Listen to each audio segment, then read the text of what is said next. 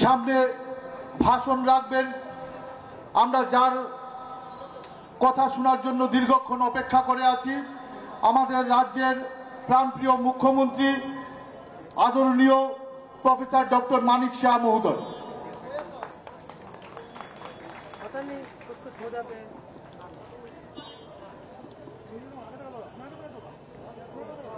সবাইকে নমস্কার। যত না খুলুমখা আজকের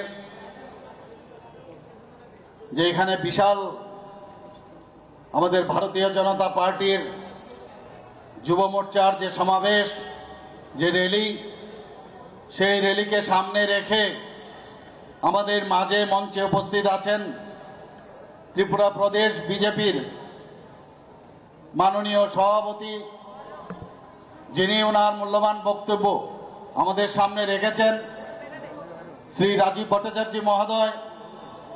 এবং আমাদের সামনে একটু আগে যিনি ওনার জ্বালাময়ী ভাষণ, এবং আমরা আগেও ওনার এই ভাষণ আমরা শুনেছি, সেই ভাষণ আমাদের সামনে উনি রেখেছেন আমাদের পশ্চিম আসনের লোকসভার যিনি মনোনীত প্রার্থী এবং আমাদের ত্রিপুরার প্রাক্তন মুখ্যমন্ত্রী এবং রাজ্যসভার সদস্য, আমাদের সবার প্রিয় শ্রী বিপ্লব কুমার দেব মহোদয়। তাছাড়া এখানে উপস্থিত আছেন আমাদের আরেকজন প্রার্থী, গতকালই ঘোষণা হয়েছেন, ইত্যবসরে নিশ্চয়ই আপনারা শুনেছেন যে 7 রামনগরের উপনির্বাচন হচ্ছে। আমাদের স্বর্গীয় সুনুদা সুরজিৎ দত্ত পরলোক গমন করেছেন, সেই জায়গায় উনাকে ভারতীয় জনতা পার্টির মনোনয়ন দিয়েছেন। এবং আমাদের আগরতলা মিউনিসিপাল কর্পোরেশনের মাননীয় মেয়র শ্রী দীপক মজুমদার মহোদয়। তাছাড়া আমাদের মাঝে উপস্থিত আছেন যার নেতৃত্বে আজকের এই বিশাল জনসমাবেশ, আমাদের যুব মোর্চার সভাপতি শ্রী সুশান্ত দেব মহোদয়। এবং আমার সামনে উপস্থিত আছেন আমাদের ত্রিপুরা সরকারের বিভিন্ন মন্ত্রীগণ, বিভিন্ন বিধায়কগণ এবং এমডিসিরা এবং দলের বিভিন্ন স্তরের যারা বরিষ্ঠ পদাধিকারীগণ এবং যারা এখানে উপস্থিত আছেন আমার যুব মোর্চার ভাই ও বোনেরা এবং সাংবাদিক বন্ধুরা, সবাইকে আমি এখানে এতক্ষণ ধরে রোদ্দুরের মধ্যে আপনারা এইখানে আসার জন্য এবং বসে আছেন এর জন্য হার্দিক অভিনন্দন ও শুভেচ্ছা জানাচ্ছি।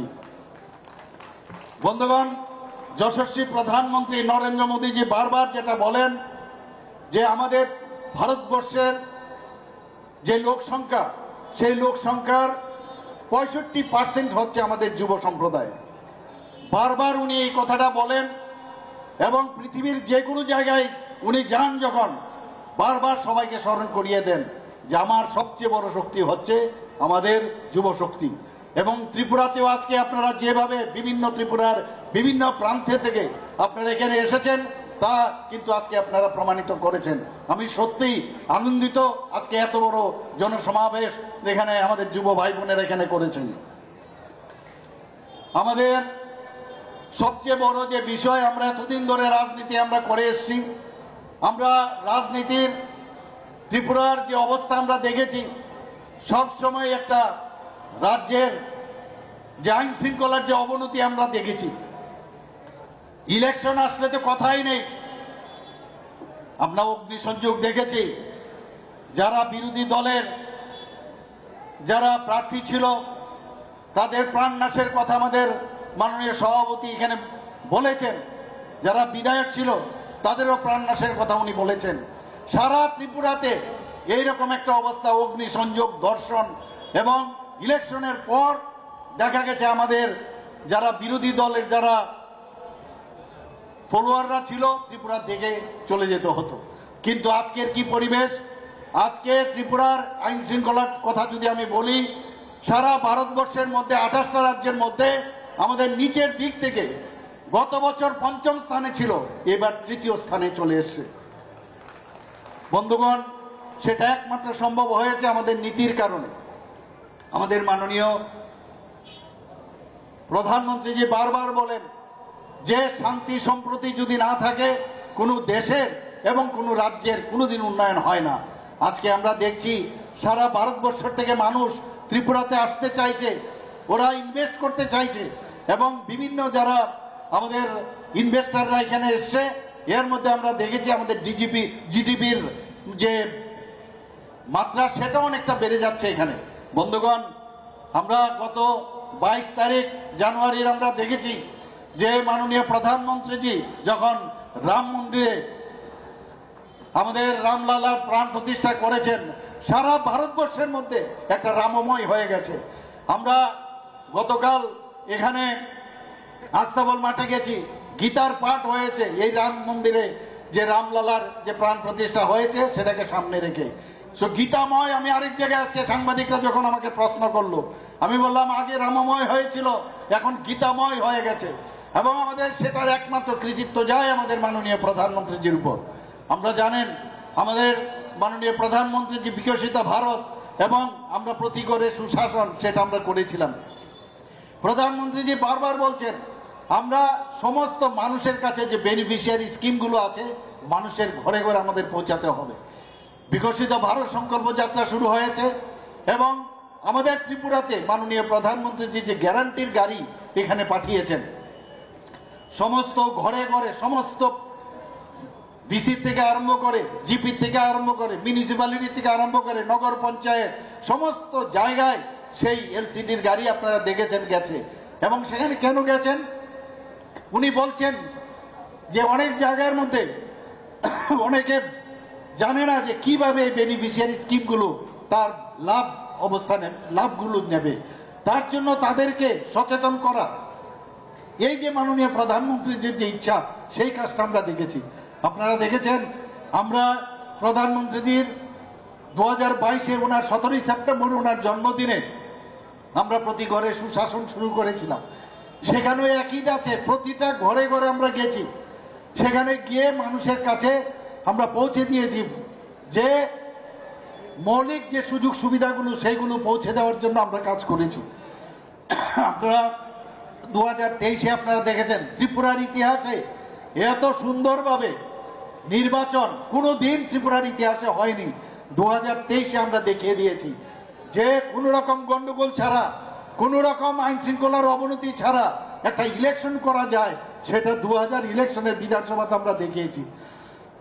বন্ধুগণ,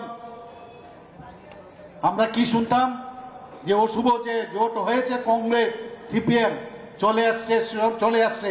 আমাদের সভাপতি প্রায়ই বলেন, উনি আমাদের যে ল্যাঙ্গুয়েজ আছে আই ভোটতাসি উনি প্রায়ই বলেন। আমরাও সেটা শুনেছিলাম 2023-এর ইলেকশনের সময় যে চলে আসছে। আমাদের মধ্যে বহু লোক এর মধ্যে কনফিউজ করেছে, কিন্তু এত শান্তিপূর্ণভাবে আমরা এই নির্বাচন লড়ার পরে কি হলো লড়ার পরে সেই আমাদের জনসাধারণ, জনতা জনার্দন ভারতীয় জনতা পার্টিকে আবার পুনঃপ্রতিষ্ঠিত করেছে, এবং সেটা একমাত্র সম্ভব হয়েছে আমাদের যশস্বী প্রধানমন্ত্রী নরেন্দ্র মোদীজির কারণে। বন্ধুগণ, আপনারা এর মধ্যে আমাদের পরবর্তী সময়ে যখন আমাদের উপনির্বাচন হয় ধনপুর এবং আমাদের বক্সনগরে, সেখানেও আমরা জানি বক্সনগর জায়গায় সেখানে সব সময় আমরা দেখেছি এই কমিউনিস্টদের একটা ঘর ছিল সেখানে, কিন্তু সেখানে আমরা কি করলাম, সেখানে আমাদের মাইনরিটি সম্প্রদায়ের যারা ওখানে লোক সংখ্যা সবচেয়ে বেশি ছিল, অনেকে বলেছেন সেখানে আমরা জিতবো না, কিন্তু প্রধানমন্ত্রী নরেন্দ্র মোদীজির সবকা সাথ সবকা বিকাশ আর বিশ্বাস এই মন্ত্র নিয়ে যখন আমরা ওনাদের কাছে গেলাম, সেখানে 30,000-এরও ভোটে আমরা কিন্তু সেখানে জয়লাভ করলাম। শুধু তাই নয়, ওনাদের জামানত জব্দ করে দিয়েছে আমরা। যেখানে আমরা আমাদের আরেকটা কেন্দ্রে ধনপুরে গত ইলেকশনে আমরা মাত্র 3,500 ভোটে জিতেছি, সেখানে উপনির্বাচনে আমরা 18,000 ভোটে জিতেছি। এবং সেটা কি করে সম্ভব হলো? কারণ আমাদের যে নীতি, আমরা সবাই মানুষকে নিয়ে চলতে চাই, আমরা মারপিটে বিশ্বাস করি না।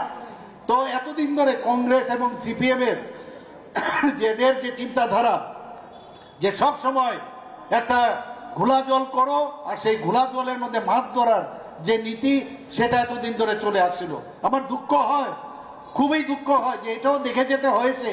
কালকে দেখলাম যে কমিউনিস্ট পার্টির সে জিতন বাবু কংগ্রেস ভবনে গিয়ে বসে আছেন। এর আগে সিপিএম এর বন্ধুগণ গিয়ে কংগ্রেসের বন্ধুগণ গিয়ে সিপিএম এর অফিসে গিয়ে বসে আছে। সত্যি দুঃখ লাগে, এই জিনিসটা আমাদের দেখতে হয়েছে। এখন কংগ্রেস ভবন থেকে সিপিএম এর ফ্ল্যাগ বেরোয়, আর সিপিএম এর ঘর থেকে কংগ্রেসের ফ্ল্যাগ বেরোয়। এটাও দেখে যেতে হবে। ভাবা যায় কোনোদিন কি হচ্ছে নাকি, এটা কি হচ্ছে? আমি তো এটা ভাবতেই পারি না। সেদিন দেখলাম আমাদের যিনি এবার প্রার্থী হয়েছেন পশ্চিম আসনের আমাদের বিপ্লব কুমার দেবজির, তার এগেনস্টে সিপিএম এর প্রার্থী কে হয়েছে? আশিস কুমার সাহা। সিপিএম এর প্রার্থী কে হয়েছে? আশিস কুমার সাহা। কারণ কালকে উনি যখন বেরিয়েছেন দেখলাম সিপিএম এর ফ্ল্যাগই আমি দেখলাম, লাল ফ্ল্যাগ। আর কারণ উনার কোনো লোক নেই, পায়ের নিচে আর কোনো মাটি নেই। সত্যি করুণ অবস্থা, কি করব বুঝতেই পারছি না ওদেরকে নিয়ে। সত্যি এটাও দেখে যেতে হয়েছে এই বয়সে। আমরা ঠিক সঠিক পথে আছি, ওরা বেঠিক পথে আছে। ওরা বলছে ইন্ডিয়া, INDIA, ইন্ডিয়া এত গেছে, এখন হচ্ছে ইন্ডি এয়ারলাইন্স তো শেষ। একজন তো জেলে চলে গেল কালকে দেখলাম।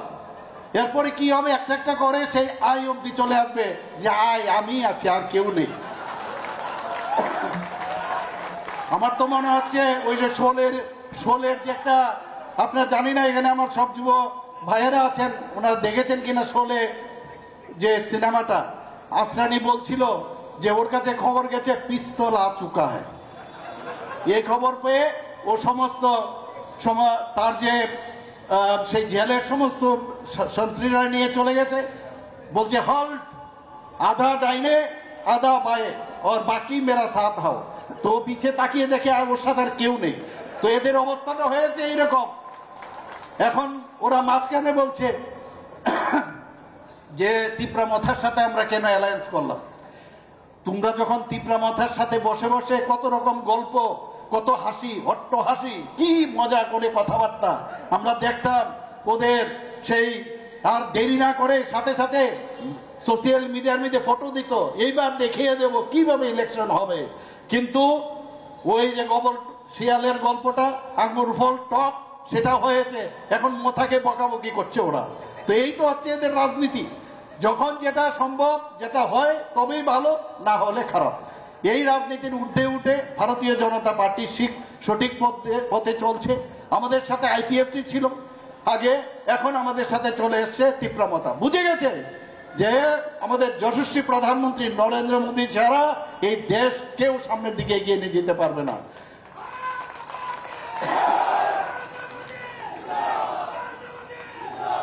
বন্ধুগণ, খালি একটা দিন, আপনারা চিন্তা করুন, একটা দিন আপনারা সেই 2014 আগে ভারতবর্ষের কি অবস্থাটা ছিল। এই দেশ টিকবে কি টিকবে না একবার ভাবুন আপনারা। কিন্তু আমাদের মস্তিষ্ক কিন্তু সবসময় সবকিছু স্মরণ থাকে না। 2014 আগে এমন অবস্থা হয়েছিল, এই দেশ টিকবে কি টিকবে না। আমাদের সোলজারদের গলা কেটে আমাদের ভারতবর্ষে ফেলে দিত।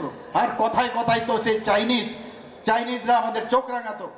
আর মাননীয় প্রধানমন্ত্রীজি 2014-তে আসার পর সেই সার্জিক্যাল স্ট্রাইক আর এয়ার স্ট্রাইক যখন করলো, তখন কিন্তু দেখা গেল আর ওদের পাত্তা নেই। আর সেই ডোকালামের যখন কাহিনী আপনারা সবাই জানেন, চীন আর সাহসও পায় না। আমরা প্রতিরক্ষার দিক দিয়ে হোক, আমাদের আর্থিক দিক দিয়ে হোক, দেশ এখন মাননীয় প্রধানমন্ত্রীজির হাত ধরে এক শক্তিশালী দেশ ভারতবর্ষ হয়েছে। আপনারা সবাই জানেন সেই কথা। আমাদের মাননীয় প্রধানমন্ত্রীজি আমাদের বলছেন যে ভাই, পলিটিক্স করার জন্য বেশি পলিটিক্স করতে হয় না। আমরা সিপিএম এর ভাইদের আগে দেখতাম সে কুচা ধারী আর একটা ব্যাগ ঝুলিয়ে আঁকতো। আমরা অত না জানি কি জানে, কি তাত্ত্বিক বিষয় জানে, আসলে কিচ্ছু জানে না। এখন তো সেই ব্যাগ থেকে বিড়াল বেরিয়ে এসছে। তো সেই জায়গার মধ্যে দাঁড়িয়ে প্রধানমন্ত্রীজি এখন ওদের মানে ছাই দিয়ে দিয়েছে ওদেরকে। এখন এই জায়গায় চলবে না। প্রধানমন্ত্রীজি মানেই G20। আমরা সবাই জানি G20-তে মাননীয় প্রধানমন্ত্রীজি কিভাবে দেশকে সামনের দিকে এগিয়ে নিয়ে গেছে। কেউ মাননীয় প্রধানমন্ত্রীজিকে আমরা কোনোদিন দেখিনি যে পায়ে ধরে নমস্কার করতে চায়, মিস্টার বস বলে উনাকে উল্লেখ করেন। সেই দেশের আমাদের আজকে আমরা নাগরিক। আজকে আমাদের ভারতীয় জনতা পার্টির প্রায় 18 কোটি আমাদের ভারতীয় জনতা পার্টির আমাদের মেম্বার। ভাবা যায় কোনোদিন ত্রিপুরাতে যখন আমাকে বিপ্লবজি যখন দায়িত্ব দিল যে আপনাকে এই মেম্বারশিপ ড্রাইভ দিতে হবে, প্রথমে ছিল 1,24,000, সেই জায়গায় উনি আমাকে জিজ্ঞেস করলেন কত আপনার টার্গেট। আমি বললাম 3 লাখ। বলে সম্ভব হবে? সবাই আমরা মিলে সেখানে 7 লাখ আমরা মেম্বার আমরা করেছি। বন্ধুগণ, আমাদের আজকের এখানে মোর্চা, আমাদের 7টা মোর্চা, খালি একটা মোর্চার এই খালি যে অবস্থা আজকে আগরতলা শহরে যেভাবে কাঁপিয়ে আপনারা এসছেন, আমি চিন্তা করছি বাকি মোর্চাগুলো যখন আসবে কি অবস্থাটা হবে, এদের দেখা যাবে কি দেখা যাবে না, খুব চিন্তিত। মুখের face is the index of mind, ওনাদেরকে দেখলে বড় কষ্ট হয়। যেটা বলা হচ্ছে যে আগামী দিন মাইক্রোস্কোপ দিয়ে ওদের খুঁজতে হবে। আমাদের মাননীয় প্রধানমন্ত্রীজি বারবার বলছেন আমরা শুধু রাজনীতি না, আমরা চাই সব মানুষের তার আর্থসামাজিক উন্নয়ন। আমাদের এখানে ত্রিপুরাতে আপনারা জানেন আমাদের 33টা বিভিন্নভাবে আমরা 33টা আমাদের নানা রকম যে স্কিম আছে তার মাধ্যমে নাম আছে, সেই নামে আমরা 33টা পদ্ধতিতে আমরা যে ভাতা দিই, সেই ভাতার প্রায় 2,000 টাকা করে আমরা যেটা দিচ্ছি, প্রায় 4.1 লক্ষ লোককে দিচ্ছি। আমি যখন বাইরে যাই তখন অনেকে জিজ্ঞেস করেন, আমাদের 700 টাকা ছিল, তারপরে সেটা 1,000 হয়েছে, 1,000 থেকে আমরা 2,000 করেছি। সেই 2,000 দেওয়ার ভারতবর্ষের আর কোথাও এই ধরনের ভাতা কোথাও দেওয়া হয় না। সেটা সম্ভব হয়েছে আমাদের ভারতীয় জনতা পার্টির সরকার, আইপিএফটির সরকার, এখন মোথা একসাথে মিলে এই সরকার, সেটা আমরা সম্ভব করছি। বন্ধুগণ, আপনারা জানেন আমাদের ত্রিপুরাতে 33% আমরা মহিলাদের সংরক্ষণ করেছি। মহিলাদের কথা আমরা অনেক কুম্ভীরাস্ত্র আমরা দেখেছি, কিন্তু সত্যিকারের অর্থে আমরা 33% ভারতীয় জনতা পার্টির সরকার এসে সেটা করেছে। মাননীয় প্রধানমন্ত্রীজি বিল পাস করেছেন যে পার্লামেন্ট এবং বিধানসভার মধ্যে 33% মহিলা সংরক্ষণ থাকবে। এটা আর কে ভেবেছিল? এটা অনেক গল্প হতো, অনেকে এই ধরনের কথা বলতো, কিন্তু আসলে কাজের কাজ কিছু বলে না। কিন্তু মাননীয় প্রধানমন্ত্রীজি যখন যেটা বলেন সেটাই করেন। আমরা প্রায়শ বিভিন্ন জায়গায় যাই, আমরা বলছি কাজের নিরিখে আমরা মানুষের কাছে এসেছি। আমরা বারবার বলছি মানুষের ঘরে ঘরে যাব, সেখানে ঘরে গিয়ে তার সম্পর্ক স্থাপন করব, সম্পর্কের সাথে সমর্থন আমরা নেব। সেই হচ্ছে ভারতীয় জনতা পার্টি। আমরা সবাই জানেন যে মাননীয় প্রধানমন্ত্রীজি বারবার বলছেন যে আমাদের এই ভারতবর্ষ 5 ট্রিলিয়ন যে অবস্থা, সেই 5 ট্রিলিয়ন অর্থনৈতিক অবস্থা আমাদের দ্বারা করাতে হবে। একটা ভঙ্গুর অবস্থা ছিল, 10-12 কন্ডিশনে অবস্থা ছিল, সেখান থেকে এখন 5 আমাদের 5 ট্রিলিয়নের মধ্যে চলে এসে। তো অর্থনৈতিক অবস্থা প্রতিরক্ষার দিক দিয়ে আমাদের অনেক বেশি স্ট্রং হয়েছে। আপনারা জানেন যে আমাদের ত্রিপুরা সরকার যখন দিয়ে আমরা দিয়েছি, প্রথমে 3% ভারতীয় জনতা পার্টি যখন আসে 3% আমরা দিয়েছি। 3%-এর পরে আমরা আরো 5% দিলাম, 5%-এর পরে এখন কি দিলাম আমরা 25% আমরা দিয়েছি সরকারি কর্মচারীদের। কোনোদিন কেউ ভাবেনি। আপনারা দেখেছেন 5% আমরা যে এইবার বাড়িয়েছি, প্রায় 500 কোটি টাকার জন্য আমাদের যে বাজেট আছে তার থেকে আমাদের দিতে হবে। সাহস কেউ করেনি। মুখ্যমন্ত্রী জন আরোগ্য যোজনা, আরেকটা কথা আমি না বললে নাই হয়, প্রধানমন্ত্রী জন আরোগ্য যোজনা আমরা যখন উনি সেটা বললেন, তখন সারা পৃথিবীর মধ্যে সবাই বলছিল যে প্রধানমন্ত্রী জন আরোগ্য যোজনা সেটা কি করে সম্ভব হবে। প্রতি ফ্যামিলিতে 5 লক্ষ টাকা করে দেওয়া, সেটা উনি শুরু করেছেন। কিন্তু আমরা দেখেছি ত্রিপুরাতে যারা যে ক্রাইটেরিয়া আছে, প্রায় 13 লক্ষ লোকের মধ্যে আমরা সেই আমাদের যে টার্গেট আমরা সেটা দিয়েছি, কিন্তু বাকি লোক কোথায় যাবে তার জন্য মুখ্যমন্ত্রী জন আরোগ্য যোজনা আমরা করলাম, এবং সেটাও একই যাচ্ছে 5 লক্ষ টাকা করে প্রতিটা ফ্যামিলিকে আমরা দিচ্ছি, এবং সেটাও আমরা শুরু করে দিয়েছি। আমাদের এখানে স্বাস্থ্য ব্যবস্থার যদি কথা বলি, ত্রিপুরাতে এখন স্বাস্থ্য ব্যবস্থা যে কোনো রাজ্যের তুলনায় ফার বেটার। আমি নিজে একজন ডাক্তার, আমি জানি আগে কি অবস্থা ছিল। 9টা সুপার স্পেশালিটি এখানে স্টার্ট করেছে, এখানে ডেন্টাল কলেজ আমরা করেছি, এখানে বিএসসি নার্সিং কলেজ আমরা এখানে করেছি, আরো মেডিকেল কলেজ এখানে আসছে। ওনাদেরকে আমরা বলেছি যদি প্রপারলি আপনারা আসেন তাহলে নিশ্চয়ই আমরা দেখব। এখানে আমাদের এখানে সেন্ট্রাল ইউনিভার্সিটি আছে, এমবিবি ইউনিভার্সিটি আছে, ন্যাশনাল ল ইউনিভার্সিটি আছে, ন্যাশনাল ফরেন্সিক ইউনিভার্সিটি আছে, সেন্ট্রাল সংস্কৃত ইউনিভার্সিটি আছে, টেকনো ইন্ডিয়া ইউনিভার্সিটি আছে, আরিয়াবাট্টা ইউনিভার্সিটি আছে। একটা হাব, এডুকেশন হাব আমরা এখানে তৈরি করার চেষ্টা করেছি। জিবিতে আমরা জানি, আমি যখন জিবিতে গেছি সেখানে মানুষ মাটিতে শুতো। আমি বললাম না, এটা হবে না, আপনি শয্যা সংখ্যা বাড়ান। সেখানে এখন দ্বিগুণ শয্যা সংখ্যা সেখানে আমরা বাড়িয়েছি। আমরা চাই যে সমস্ত মানুষকে নিয়ে প্রধানমন্ত্রীজি যে চিন্তা ভাবনা করেছেন সেই চিন্তাধারায় আমরা চলি। এখানে ধম্মাদীপা বুদ্ধিস্ট ইন্টারন্যাশনাল ইউনিভার্সিটি, সেটাও আমরা করেছি। মা ত্রিপুরী সুন্দরী ইউনিভার্সিটি, সেটাও এখানে শুরু হয়ে গেছে। আমাদের সরকার, এতদিন ধরে আমরা দেখতাম যে যারা জনজাতিদের নিয়ে অনেকে অনেক সেই ক্রোকোডাইল টিয়ার আমরা দেখেছি, কিন্তু আমাদের সরকার আসার পর সেই ব্লু রিয়াং শরণার্থীদের যে কোয়াড্রিপার্টাইট যে আমাদের সমাধান আমরা করেছি আমাদের প্রাক্তন মুখ্যমন্ত্রীর হাত ধরে, সেটা কিন্তু একমাত্র আমাদের ভারতীয় জনতা পার্টির সরকার সেটা করেছে।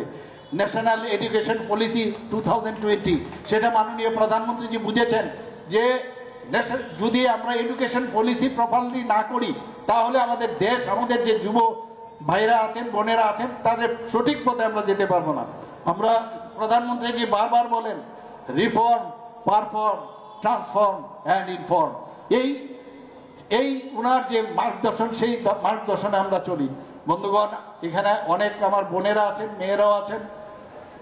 এসএইচজি গ্রুপ সবচেয়ে সাকসেসফুল আমাদের এখানে।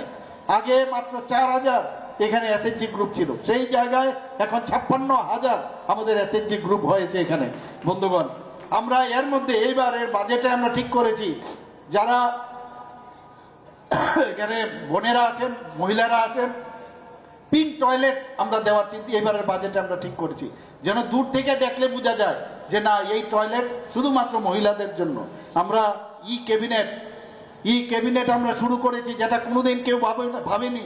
আমাদের মন্ত্রী বাহাদুররা যখন যায় এখন কিন্তু সেই কাগজের বান্ডিল নিয়ে ঢুকে না, ই ক্যাবিনেটের মাধ্যমে সেখানে সমস্ত কাজকর্ম হয়। আমাদের ই স্টেট হয়ে গেছে, আমাদের সমস্ত ডিস্ট্রিক্টগুলো ই ডিস্ট্রিক্ট হয়ে গেছে, এস সাব ডিভিশনাল, সেখানেও সাব ডিভিশনাল অফিস হয়ে গেছে, ব্লক পর্যন্ত। আমরা চাইছি যে ট্রান্সফর্ম যাতে করে ভালো করে কাজ করা যায়, তাড়াতাড়ি যেন কাজ করা যায়, ত্বরান্বিত করা যায় মানুষের সুবিধার জন্য, সেই কাজগুলো আমরা করেছি। আমরা মাননীয় প্রধানমন্ত্রীজি বারবার বলেছেন হীরা মডেল। আপনারা জানেন যে মাননীয় প্রধানমন্ত্রীজি যাওয়ার আগেই অনেক কিছু দেয়। ন্যাশনাল হাইওয়ে, এখানে 6টা ন্যাশনাল হাইওয়ে দিয়েছে, আরো 4টা ন্যাশনাল হাইওয়ে হচ্ছে এখানে। আমাদের ইন্টারনেট সারা ভারতবর্ষের মধ্যে আমাদের ইন্টারনেট হচ্ছে 3rd স্ট্রংগেস্ট ইন্টারনেট। রেলওয়ে এখানে এত 20টা ডোমে যখন আমি বসি, ভারতবর্ষে অনেক জায়গায় এই ধরনের 20টা ডোম আমি দেখেছি, কিন্তু ত্রিপুরার মধ্যে বসে 20টা ডোমের মতো চারিদিক দেখা যায়। এত সুন্দর ট্রেন ত্রিপুরাতে হবে ভাবতে পারিনি। বন্দে ভারত, সেটাও এখানে চলে আসবে। আমি কিছুদিন আগে মালদা থেকে হাওড়াতে এসেছিলাম বন্দে ভারতে, এখানে যে ইলেকট্রিফিকেশনের কাজ তার সার্ভেও হয়ে গেছে, সেটা হয়ে গেলে এখানেও বন্দে ভারত আসবে। বন্ধুগণ, প্রধানমন্ত্রীজি একদিকে রাস্তা দেখাচ্ছেন, ট্রেন দিচ্ছেন, ন্যাশনাল হাইওয়ে দিচ্ছেন, সব দিক দিয়ে উনি আমাদের রাস্তা দেখাচ্ছেন। কিছুদিন আগে আমরা প্রধানমন্ত্রীজির উনার যে ভিডিও কনফারেন্সের মাধ্যমে অনেকগুলো নর্থ ইস্টের উনি যে অ্যাক্ট ইস্ট পলিসি যেটা বলেছেন, আজকে অ্যাক্ট ইস্ট পলিসির কারণে নর্থ ইস্টকে এতদিন ধরে যে অবহেলার চোখে মানুষ দেখত, সেটা কিন্তু প্রধানমন্ত্রীজির কারণে আজকে উন্নতি আমরা দেখতে পাচ্ছি সমস্ত জায়গায়। আমি যখন মুখ্যমন্ত্রী নর্থ ইস্টের সবার সাথে একসাথে বসি, অনেক মুখ্যমন্ত্রী বলেন যে এখন মনে হচ্ছে যে আমরা এই ভারতবর্ষের মধ্যে আছি। আগে সমস্ত ইন্টার স্টেট প্রবলেম ছিল, কথাবার্তার মাধ্যমে এখন সমাধান হচ্ছে। তো একটা আগে তো উগ্রপন্থী বোম ব্লাস্টিং এইগুলোই আমরা দেখতাম, কিন্তু এখন কিন্তু মাননীয় প্রধানমন্ত্রীজি 2014তে আসার পর এবং এই 10 বছরে কোথাও কোনো রায়ট এবং কোন রকম এই ধরনের উগ্রপন্থা আমরা কিন্তু দেখতে পাচ্ছি না। সেই জায়গায় দাঁড়িয়ে আগামী দিন আমরা দেখতে পাচ্ছি যে ভারতবর্ষের যে বিশ্বগুরুর স্থান সেটা অলরেডি নিয়েছে, আরো পাকাপোক্তভাবে আমরা নেব। এবং সেই কারণে মাননীয় প্রধানমন্ত্রীজি যেটা বলেছেন যে 370 ভারতীয় জনতা পার্টির টার্গেট কি? ভারতীয় জনতা পার্টির টার্গেট কি? 370। আর আমাদের যে অ্যালাইড পার্টনার আছে তাদেরকে নিয়ে কত? 400। তো প্রধানমন্ত্রীজির যে আহ্বান সেটাকে আমরা অবশ্যই ফুলফিল করতে হবে। আমাদের 2টো সিট আছে এখানে। আর আমি আরেকটা কথা বলবো, আমাদের এর মধ্যে গতকালই ডিক্লেয়ার হয়েছে আমাদের রামনগর কেন্দ্রের থেকে উপনির্বাচনে এখানে দীপক মজুমদার দাঁড়িয়েছেন। আমরা এই 3 জনকে, আমাদের মহারানী কৃতি দেববর্মা সিং দেববর্মা মহাদয়া ইস্টে থেকে দাঁড়িয়েছে, 3 জনকে বিপুল ভোটে আমরা জয়যুক্ত করব এবং আশা করি আমরা প্রধানমন্ত্রী নরেন্দ্র মোদীজিকে ওই যে 370 বললাম সেখানে ওই 2টো সিট আমরা পাঠাবো। আমাদের দায়িত্ব সেটা, আমাদের দায়িত্ব।